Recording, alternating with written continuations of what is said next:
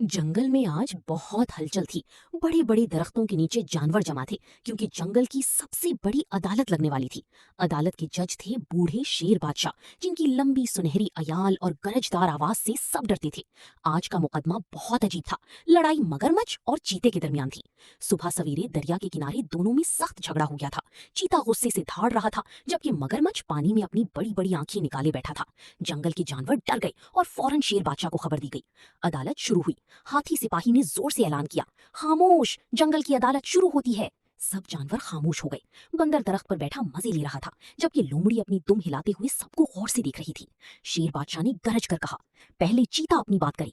चीता आगे आया और गुस्से से बोला, बादशाह सलामत, मैं दरिया के किनारे पानी पीने गया था। अचानक मगरमच्छ ने मेरा रास्ता रोका और कहा कि ये इलाका सिर्फ उसका है। उसने मुझे डराने की कोशिश की। मगरमच्छ फौरन चीखा, ये झूठ बोल रहा है। चीता रोज आकर मेरे बच्चों को डराता है। आज मैंने सिर्फ उसे खबरदार किया था। जंगल में सरगोशियां शुरू हो गई। बंदर बोला, ये तो बड़ा खतरनाक मामला लग रहा है।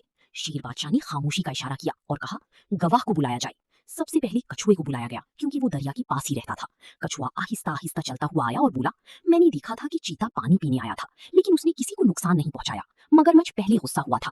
मगरमच्छ गुस्से से पानी उछालने लगा, ये मेरा दोस्त नहीं, इसकी बात गलत है। फिर तोते को बुलाया गया। तोता दरख्त से उड़कर आया और बोला, मैंने दोनों को लड़ते देखा। असल में गलती दोनों की थी। चीता जोर जोर से धाड़ रहा था और मगरमच्छ भी उसे डरा रहा था। अदालत में फिर शोर मच गया। शेर बादशाह कुछ देर सोचते रहे, फिर उन्होंने जोर से धाड़ मारी तो सब खामोश हो गए। मेरा फैसला सुनो, शेर बादशाह बोले, ये जंगल सबका है। ना दरिया सिर्फ मगरमच्छ का है और ना ही रास्ता सिर्फ चीते का। ताकतवर होना अच्छी बात है, मगर दूसरों को डराना गलत है। फिर उन्होंने दोनों को सख्ती से देखा। आज के बाद अगर तुम दोनों ने दोबारा लड़ाई की तो सजा मिलेगी। अब एक दूसरे से माफी मांगो। चीता कुछ लम्हे खामोश रहा, फिर बोला, मुझे माफ कर दो, मैं गुस्से में था। मगरमच्छ ने भी सर झुका दिया, मुझे भी माफ कर दो। ये देखकर सब जानवर खुश हो गए। बंदर तालियां बजाने लगा, हाथी ने जोर से आवाज निकाली और तोता दरख्त के गिर चक्कर लगाने लगा। इस दिन की बात एक छोटे से गांव में एक प्यारी सी दुकान थी। उस दुकान का मालिक रहीम चाचा था। वो हमेशा मुस्कुराकर बच्चों का इस्तकबाल करते थे। उनकी दुकान में टॉफियाँ, बिस्किट, खिलौने और रंग बिरंगी चीजें भरी होती थीं।